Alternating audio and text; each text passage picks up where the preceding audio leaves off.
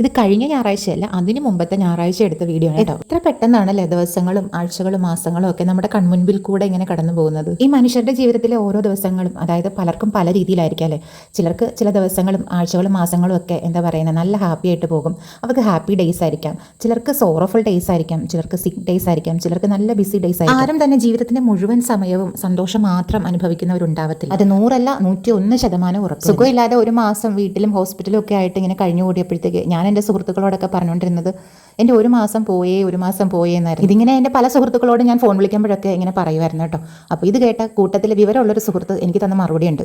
എന്ത് പോഷത്തരമാണ് നീ പറയുന്നത്? നീ ഇത് തന്നെ പറഞ്ഞ് നിന്റെ സമാധാനം കളയുവാണ്. ഇതെല്ലാം ജീവിതത്തിന്റെ ഭാഗമാണ്. അതായത് ഈ രോഗവും ദുരിതവും ദുഃഖവും ക്ലേശവും എല്ലാം ജീവിതത്തിന്റെ ഭാഗമാണെന്നുള്ളൊരു തിരിച്ചറിവാണ് ഏറ്റവും വലിയ സമാധാനം. ആ സമാധാനം നീ ആദ്യം കണ്ടെത്തുമെന്ന്. അപ്പോൾ എത്ര ദിവസങ്ങൾ എങ്ങനെയൊക്കെ കടന്നു പോയാലും ഈ ഒരു സമാധാനം ഉണ്ടെന്നുണ്ടെങ്കിൽ ചിലപ്പോൾ അടിപൊളിയായിരിക്കും അല്ലേ.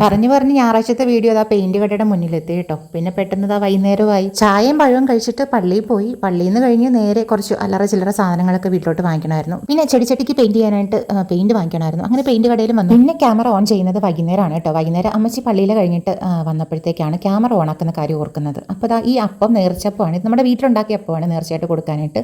ഒരു 3 അപ്പം നമ്മൾ നേർച്ചയായിട്ട് പള്ളിയിൽ കൊടുത്തു. അപ്പോൾ വീട്ടാവശ്യത്തിന് വേണ്ടി എടുത്ത് വെച്ചിരുന്ന അപ്പമാണ് കേട്ടോ ഇത്. ഇതിനകത്ത് പ്രത്യേകിച്ച് ഒന്നുമില്ല. അരിപ്പൊടിയും തേങ്ങയും ഉപ്പും വെള്ളവും ചേർത്തിട്ട് ആവിയിൽ പുഴുങ്ങിയെടുക്കുന്ന അപ്പമാണത്.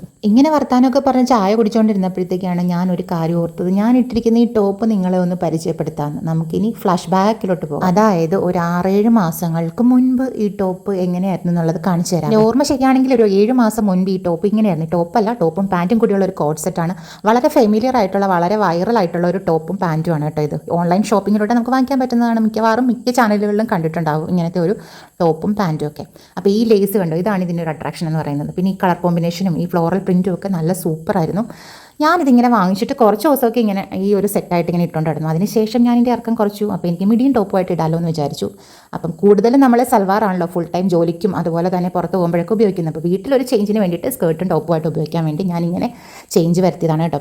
ഇഷ്ടപ്പെട്ടാൽ നിങ്ങളുടെ അഭിപ്രായങ്ങൾ കമൻറ്റ് ചെയ്യണം. അപ്പോൾ ഇതൊക്കെ ഇട്ടിട്ട് ഞങ്ങൾ ഒരു പ്രാവശ്യം ഇതുപോലെ ഔട്ടിങ്ങിന് പുറത്ത് പോയി. ഒരു ഈവനിങ്ങിൽ ഞാനും എൻ്റെ ഹസ്ബൻഡും കൂടെ സാൾട്ട് റെസ്റ്റോറൻറ്റിൽ ഭക്ഷണം കഴിക്കാൻ പോയ വീഡിയോ ആണ് കേട്ടോ ഈ കൂട്ടത്തിൽ ആഡ് ചെയ്തിരിക്കുന്നത്.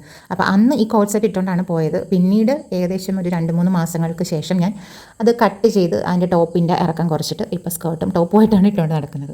അപ്പോൾ ഇന്നത്തെ വീഡിയോ ഇത്രയേ ഉള്ളൂ. അടുത്ത വീഡിയോയിൽ വീണ്ടും കാണാം. പിന്നെ നമ്മുടെ ചാനൽ ഇഷ്ടപ്പെടുകയാണെന്നുണ്ടെങ്കിൽ സബ്സ്ക്രൈബ് ചെയ്ത് സപ്പോർട്ട് ചെയ്യാനും ലൈക്ക് ചെയ്യാനും കമൻറ്റ് ചെയ്യാനും ഷെയർ ചെയ്യാനൊന്നും മറക്കരുതേ.